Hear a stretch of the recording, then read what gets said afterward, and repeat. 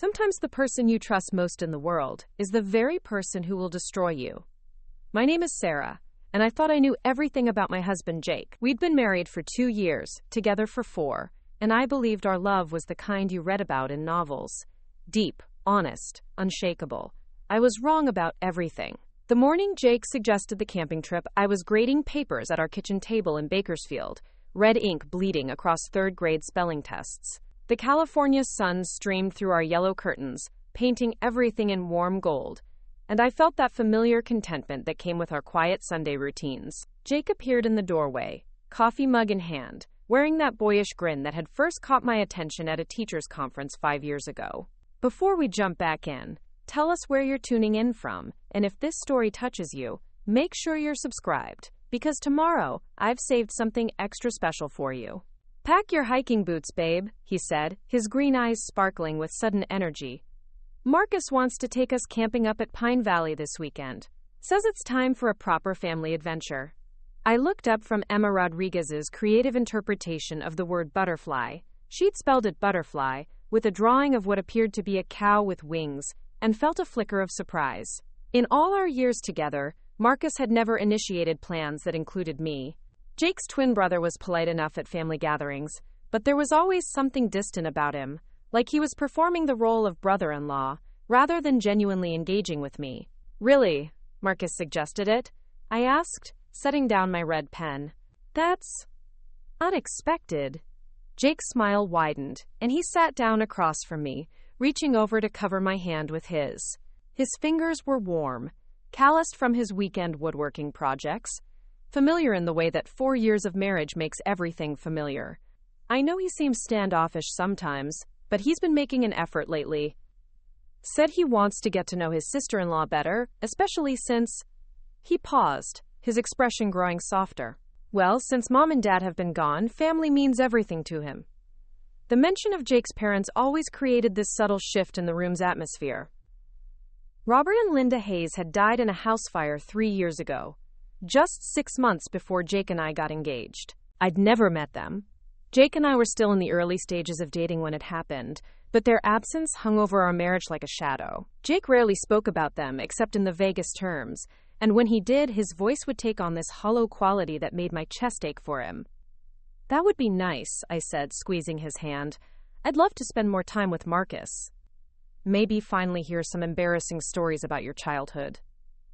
Jake laughed, but there was something brittle about the sound. Trust me, Marcus has plenty of those, though he might make me sound worse than I actually was. He stood up, pressing a kiss to the top of my head. So you're in?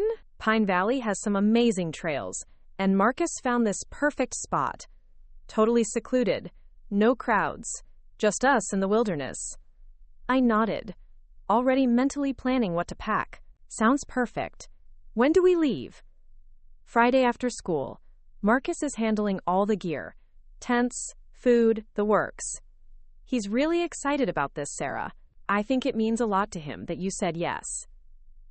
Looking back now, I should have trusted my instincts about the strangeness of Marcus's invitation. I should have questioned why a man who barely acknowledged my existence suddenly wanted to bond over s'mores and campfire stories. But I was so eager to be accepted by Jake's family, so hungry for the kind of close-knit relationships I'd never had growing up as an only child with workaholic parents, that I ignored every red flag waving in my peripheral vision. My childhood had been quiet, predictable, safe in the way that breeds both security and longing. My parents, both accountants, had provided everything I needed materially, but had always seemed slightly bewildered by the emotional needs of a daughter who read too many books and dreamed too many dreams. They loved me, I never doubted that, but their love was expressed through college funds and careful planning, rather than spontaneous adventures or deep conversations about feelings. Maybe that's why I was drawn to Jake's warmth, his easy laugh, the way he could make friends with strangers in grocery store lines. He was everything I wasn't. Spontaneous, charismatic, the kind of person who made life feel bigger and brighter just by being in it. When we met at that education conference in Sacramento, he was giving a presentation on innovative teaching methods that had the entire room laughing and taking notes simultaneously. I was sitting in the back, wearing my usual beige cardigan and taking careful notes, when he caught my eye during a joke about the challenges of teaching fractions to 8-year-olds. "You look like someone who actually gets why math is beautiful," he said to me afterward, appearing at my elbow as I gathered my materials. His smile was warm, genuine, not the practiced charm I was used to from men who approached me at professional events. "I'm Jake Hayes. I teach 4th grade over in Bakersfield." "Sarah Chen," I replied, surprised by how easily conversation flowed between us. "3rd grade, same district actually. I think we've probably been in some of the same meetings without realizing it." "Impossible," he said with mock seriousness. "I would have remembered you." It was a line that should have been cheesy, but coming from Jake, it felt sincere. We ended up talking for 2 hours over terrible conference coffee, and by the time we exchanged numbers, I felt like I'd found something I hadn't even known I was looking for. Our courtship was a whirlwind of weekend adventures, late-night conversations, and the kind of easy companionship that made my previous relationships seem like dress rehearsals for the real thing. Jake introduced me to hiking, to trying new restaurants without researching them first, to the radical concept of making decisions based on what sounded fun, rather than what was sensible. In return, I gave him stability, someone who would always be there with a first aid kit and a backup plan, someone who genuinely listened when he talked about his dreams of starting his own educational consulting business. The only shadow in our perfect romance was how little Jake shared about his family. I knew he had a twin brother named Marcus who worked in construction, and that their parents had owned a small cabin rental business up in Mammoth Lakes. But when I asked about childhood stories, family traditions, or whether I might meet his parents soon, Jake would get this distant look and change the subject with practiced ease. "My family's complicated," he'd say, his hand finding mine as if to soften the deflection. Preparing and narrating this story took us a lot of time, so if you are enjoying it, subscribe to our channel. It means a lot to us. Now back to the story. Marcus and I are close, but we're very different people. And my parents, they're not really the type for big family gatherings. They keep to themselves up in the mountains. I accepted this explanation because I loved him, and because my own family wasn't exactly the Waltons either. Some people were private about their families, I reasoned. Some people preferred to focus on the future rather than dwelling on the past. It never occurred to me that Jake wasn't being private. He was being deliberately secretive, and there's a crucial difference between the two. When Jake's parents died in the fire, I watched my usually vibrant fiancé transform into someone I barely recognized. The call came at 2 a.m, Marcus's voice tight and strange on the other end of the line, delivering the news in clipped sentences that sounded like he was reading from a script.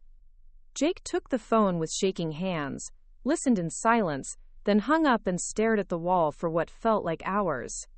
"They're gone," he finally whispered, and I held him while he cried with a grief that seemed to go deeper than loss, as if he was mourning something more complicated than just the death of his parents. The funeral was small, eerily quiet, attended mostly by people from the cabin rental business and a few neighbors from Mammoth Lakes.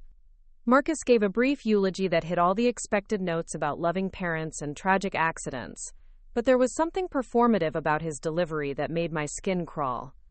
Jake didn't speak at all, just sat beside me in the front pew, holding my hand so tightly I lost feeling in my fingers.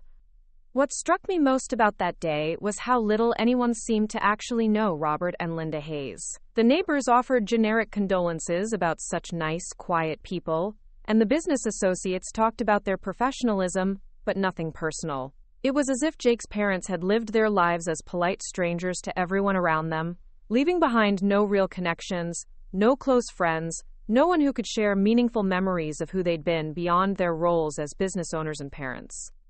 After the funeral, both brothers seemed to retreat into themselves in different ways. Jake threw himself into wedding planning with manic energy, as if creating our perfect future could somehow compensate for the past he'd lost. Marcus disappeared almost entirely, communicating only through brief text messages about insurance paperwork and estate matters. The few times I saw him during that period, he looked like he'd aged years in weeks, his face drawn and his eyes holding a hardness that made me uncomfortable. "Grief affects everyone differently," I told Jake, when he worried about his brother's isolation. "Some people need to process alone before they can be around others again." "Yeah," Jake agreed, but he sounded uncertain. Marcus was always the stronger one. He'll be okay. I should have asked what he meant by stronger. Should have pushed for details about their childhood, their parents, the dynamics that shaped two identical twins into such different men. But I was planning a wedding and starting a marriage, focused on building something beautiful with the man I loved, and it seemed wrong to pry into painful family history when Jake was clearly struggling. Our wedding was perfect in all the ways that mattered to me. Small, intimate, focused on the commitment rather than the spectacle. Marcus served as best man and gave a toast that was technically appropriate but emotionally hollow, talking about brotherhood and loyalty in abstract terms that revealed nothing about the actual relationship between the twins. My parents flew in from Phoenix, their usual efficient selves, handling logistics and writing checks with the same competent detachment they'd brought to most of my childhood milestones. "Nice young man," my father said about Jake, which was high praise coming from someone who'd never met an emotion he couldn't convert into a spreadsheet. "Stable career, good prospects. You've made a sensible choice, Sarah." My mother nodded approvingly at the wedding venue, the reasonably priced flowers, the modest but tasteful reception. "Very practical," she said, which I knew was her way of expressing love. "You've always been good at making smart decisions." And I had been good at making smart decisions, careful choices, safe bets. Jake felt like the first impulsive thing I'd ever done, and even he was actually quite sensible when you got down to it. Same profession, shared values, compatible life goals. What I didn't realize was that you can't make smart decisions about people when you don't have accurate information about who they really are. The first 2 years of our marriage were everything I'd hoped for. We bought a small house in a quiet neighborhood, adopted a rescue dog named Benny who had separation anxiety and a tendency to eat shoes, and settled into the kind of comfortable domesticity that felt revolutionary to someone who'd grown up in a house where spontaneity was scheduled in advance. Jake got his consulting business off the ground, working with school districts throughout Central California to implement new technology programs. I continued teaching third grade, finding joy in the daily challenges of helping 8-year-olds navigate everything from long division to playground politics. We had our routines: Sunday morning farmers market visits, Thursday night cooking experiments that usually ended with us ordering pizza, weekend hikes in the hills outside Bakersfield, where we'd talk about everything and nothing while Benny chased lizards and barked at shadows. Jake would tell me about his clients, the administrators who thought iPads could solve every educational challenge, the teachers who were afraid of change but grateful for support. I'd share stories about my students, like Emma Rodriguez with her creative spelling, or Tommy Ninagian, who'd finally mastered multiplication tables after months of struggle. It was a good life, a happy life, the kind of steady contentment that doesn't make for exciting stories, but creates the foundation for everything else. I felt lucky every morning when I woke up next to Jake, grateful for the random chance that had put us in the same conference room on that Sacramento afternoon. The only thing that occasionally nagged at me was how completely Jake's parents had vanished from our daily existence.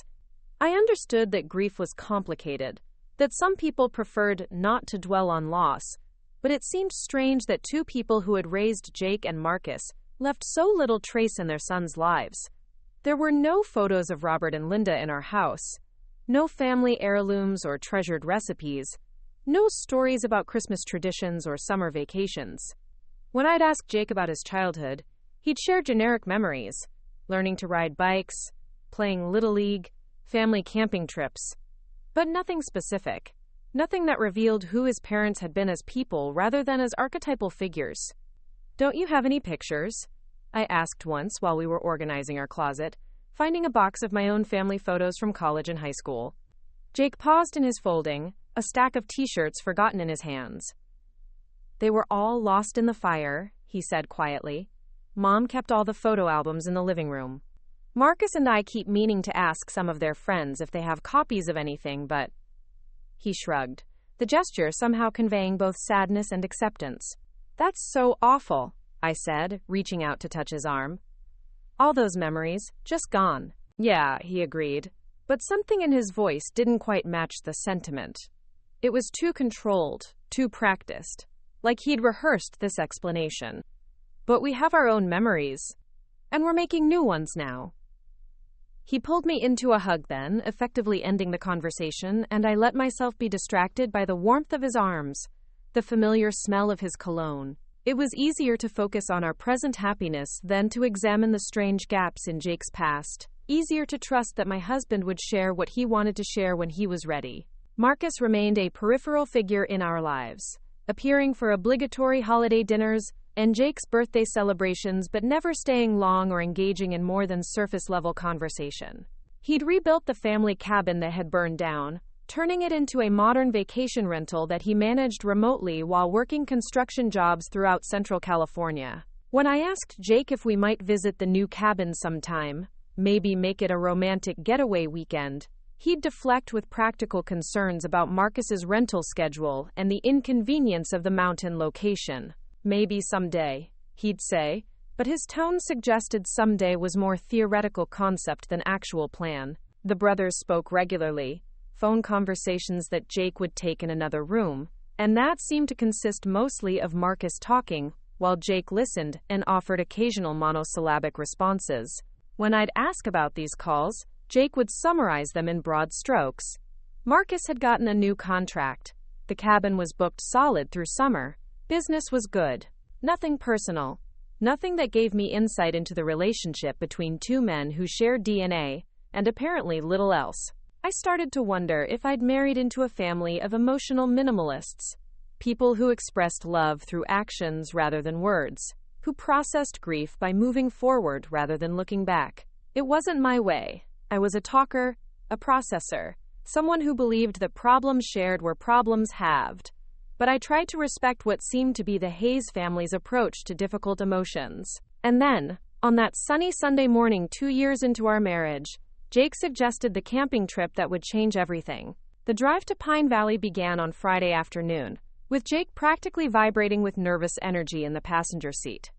He'd loaded our Honda Civic with enough supplies for a week-long expedition, rather than a simple weekend camping trip, checking and rechecking our hiking boots, water bottles, and first aid kit, with an intensity that seemed disproportionate to the occasion. I attributed his behavior to excitement about finally bridging the gap between his wife and his brother, unaware that his anxiety stemmed from something far more sinister.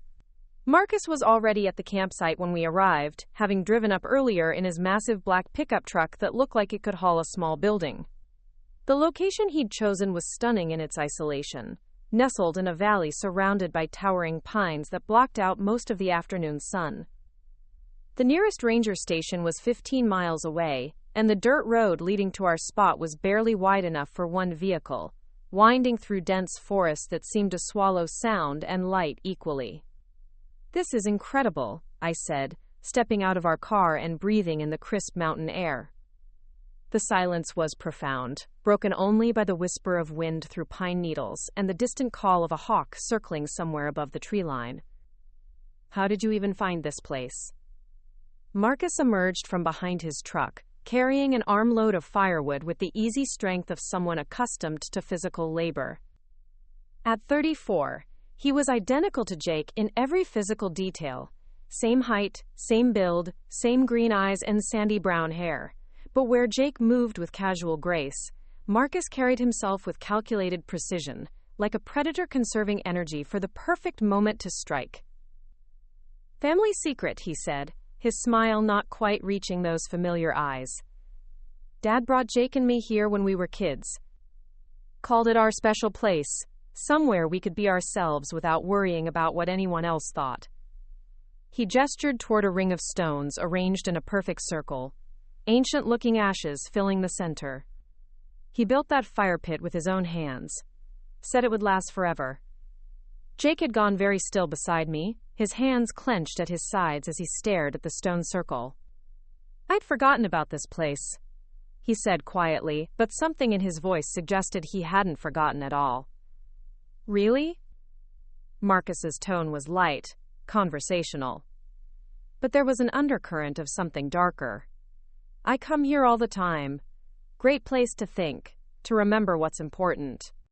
He dropped the firewood next to the circle with a crash that made me jump. "Family loyalty, you know? The promises we make to each other." I felt like I was witnessing a conversation in code, the two brothers communicating through subtext I couldn't decipher. Jake's jaw was tight, his usual easy smile replaced by something that looked almost like fear. Marcus moved around the campsite with casual authority, pointing out where we should set up our tent, where the best water source was located, chattering about hiking trails and wildlife as if this were any normal family outing. But nothing about this felt normal. The way Marcus kept glancing at Jake with expectant eyes, the way Jake avoided looking at the fire pit, the strange tension that crackled between them like electricity before a storm. It all added up to something my rational mind couldn't quite grasp, but my instincts recognized as dangerous. We spent the rest of the afternoon setting up camp and preparing for what Marcus called a proper family dinner under the stars. He'd brought steaks, expensive wine, all the fixings for an elaborate meal that seemed excessive for a casual camping trip. As the sun began to set behind the mountains, casting long shadows across our isolated valley, he started a fire in the ancient stone circle, the flames dancing exactly where countless other fires had burned over the years. "To new beginnings," Marcus said, raising his wine glass in a toast as we sat around the fire. The alcohol was already making me feel lightheaded. I'd always been a lightweight drinker, but there was something in Marcus's tone that made me want to stay alert. Jake lifted his glass reluctantly, his hand shaking slightly. "To family," he said, but the words sounded forced. "To family," I echoed, taking a small sip of wine that tasted bitter on my tongue. Marcus grinned and knocked back half his glass in one swallow. "You know, Sarah, Jake's told me so much about you over the years, but we've never really had a chance to talk. Just the three of us. No distractions, no one else around to interrupt." He leaned forward, the firelight playing across his face in a way that made his familiar features look alien. "I feel like there are things you should know about your husband. About our family." "Marcus," Jake warned, his voice low and tight. "What? She's family now, isn't she? She deserves to know the truth about where all our success came from, about how we built the life she's enjoying." Marcus's smile was sharp as broken glass. "About the sacrifices we made to get here." I looked between the two men, feeling like I'd stumbled into the middle of a play without knowing my lines. "What kind of sacrifices?" I asked, though something deep in my stomach was already screaming warnings. Marcus reached into his backpack and pulled out a bottle of whiskey, the expensive kind with a label I recognized from the liquor store but had never been able to afford. "Dad's favorite brand," he said, unscrewing the cap. "He always said good whiskey was wasted on people who couldn't appreciate quality." He poured 3 shots into metal camping cups, the liquid catching the firelight like liquid amber. "I should probably stick to wine," I said, but Marcus was already pressing a cup into my hands.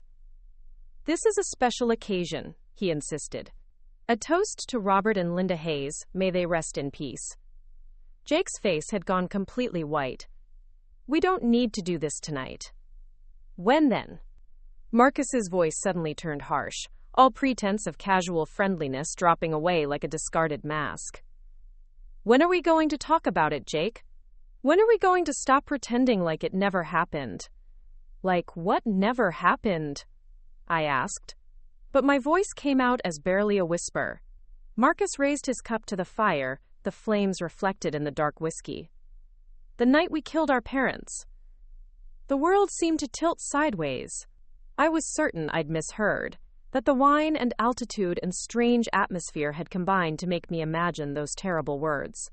But Jake's reaction told me everything I needed to know. The way he doubled over like he'd been punched, the strangled sound that escaped his throat, the complete absence of denial or shock, or any of the reactions an innocent person would have. "You're drunk," I said to Marcus, my voice shaking. "You're saying horrible things because you're drunk and grieving and—" "Am I?" Marcus pulled something else from his backpack, a small digital recorder that looked modern and expensive. "Jake, want to tell your wife about this little souvenir I kept? About Dad's last words?" "Please don't," Jake whispered, but Marcus was already pressing play. The sound that emerged from the tiny speaker was scratchy, distant, but unmistakably real. A man's voice, older, panicked, calling out for help. "The house is on fire! Linda, wake up! Boys, are you there? Someone help us!" Then another voice, younger, calmer, with Jake's distinctive inflection. "Sorry, Dad. It's just business." I dropped the cup of whiskey, the metal clanging against the stones as liquid splashed across my shoes. "That's not real. That can't be real." "Oh, it's real," Marcus said, stopping the recording. Jake was always the sentimental one. Kept a phone recording running during the whole thing. Said he wanted to remember Dad's voice. I told him it was stupid, keeping evidence, but he insisted. Said someday we might want to listen to it again to remember why we did what we had to do. Jake was making broken sounds, holding his head in his hands like he was trying to keep his skull from splitting apart. "It was supposed to be quick," he moaned. "They weren't supposed to wake up. The smoke was supposed to get them first, before the flames." I stared at my husband, this man I'd shared a bed with for 4 years, and felt like I was looking at a complete stranger. "You murdered your own parents." "It wasn't murder," Marcus said conversationally, like we were discussing the weather. "It was self-preservation. See, dear old Dad had discovered that Jake was skimming money from the family business. Quite a lot of money, actually. Enough to buy a house, start a consulting company, live the comfortable middle-class life he wanted with his pretty little teacher wife. The ground seemed to be dissolving beneath me. Our house, Jake's business, the life I'd thought we'd built together through hard work and love, it was all purchased with blood money, built on the graves of the people who'd raised him. Dad was going to turn us in," Jake said, his voice hollow. "He said family honor mattered more than family loyalty. He was going to let me go to prison, destroy everything I'd worked for. So we destroyed him first," Marcus finished. "Made it look like an electrical fire. Collected the insurance money, inherited the business. Clean and simple." "The cabin," I whispered. "You rebuilt it with their insurance money." Marcus grinned. "Among other things. That insurance payout was very generous. $500,000 plus the business plus all their assets. Amazing how profitable a good tragedy can be." I tried to stand up, but my legs wouldn't support me. The wine and whiskey and shock had combined to make everything feel surreal, like I was watching this conversation happen to someone else. "I need to leave. I need to go home." "Home?" Marcus laughed. "Sarah, honey, this is as much your home as anywhere else. You've been living off our parents' blood money for 4 years. That makes you complicit, doesn't it?" "I didn't know," I protested. But even as I said it, I was remembering things. Jake's reluctance to talk about his parents, the way he'd deflected questions about family photos and childhood memories, the strange gaps in his stories that I'd attributed to grief but now recognized as carefully constructed lies. "Ignorance isn't innocence," Marcus said. "You benefited from their deaths just as much as we did. Your comfortable little life, your perfect marriage, your financial security, all built on murder." Jake finally looked up, his face streaked with tears that reflected the firelight. "Sarah, I'm sorry. I wanted to tell you so many times, but I was afraid you'd leave me. I love you so much, and I couldn't bear the thought of losing you." "You love me?" I stared at him in disbelief. "You built our entire relationship on a lie. You let me believe in something that never existed." "It did exist," he insisted desperately. "My feelings for you are real. Our marriage is real. Everything else, the money, the business, that's just details." "Details?" My voice was rising, getting shrill. "You murdered 2 people!" "We had no choice," Marcus said calmly. "Dad was going to destroy Jake's future, and Jake is my twin brother. We've always taken care of each other, always protected each other. That's what family means." I was starting to understand that this wasn't a confession driven by guilt or conscience. Marcus hadn't brought me here to unburden his soul or seek forgiveness. This was something else, something calculating and cold, and I was beginning to realize how much danger I was in. "Why are you telling me this?" I asked, though I was afraid of the answer. Marcus leaned back, completely relaxed, like we were having a pleasant conversation about weekend plans. Because Jake's been getting careless, talking in his sleep, muttering apologies to Mom and Dad. Last week I caught him looking up the statute of limitations for murder charges. He's developing what you might call a guilty conscience, and that makes him a liability. I would never turn us in, Jake said desperately. Marcus, you know I wouldn't. I have just as much to lose as you do. Do you? Marcus's tone was thoughtful. Because from where I sit, it looks like you have a lot more to lose. I'm a single man with a construction business and a rental property. You're a married man with a reputation, a consulting company, a wife who teaches children. If this comes out, I go to prison. You lose everything. The implications of his words were sinking in, and I felt a cold certainty settling in my chest. You're gonna kill me. I'm going to do what's necessary to protect my family, Marcus corrected. Jake is my brother, my twin, the only family I have left. If keeping him safe means eliminating a threat, then that's what I'll do. Jake was shaking his head frantically. She won't tell anyone. Sarah, tell him you won't tell anyone. I looked at my husband, this man who'd claimed to love me while building our life on murder and lies, and felt something crystallize inside me. You're right, Jake. I won't tell anyone. I paused, meeting his eyes across the fire. I'll tell everyone. The words hung in the air between us like a declaration of war.